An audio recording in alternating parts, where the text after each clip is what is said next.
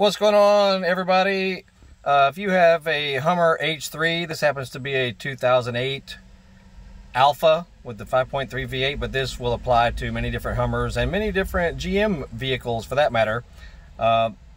If you have changed your oil and you now want to reset the oil change light that you see flashing down there, all you do is turn off the engine and then turn the key back to the on position. You don't have to run the engine to do this, just turn it to the on position, and then you'll press the accelerator pedal all the way down 3 times. So we'll go 1, 2, 3. And there you have it. Some people say 5 times, but it obviously works with 3 because that's what I just did.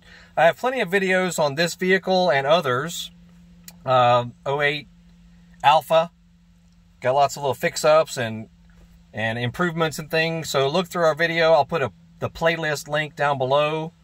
But we also have other vehicles, you know, like Ford Mustang GT, motocross bikes, Harley Davidsons, older Chevy trucks, all kinds of stuff. Ford Taurus X. Anyway, so look through our channel and we got all kinds of cool stuff that you'll probably like. Anyway, that's it. Biker Dave signing off. Y'all have a good day. See ya.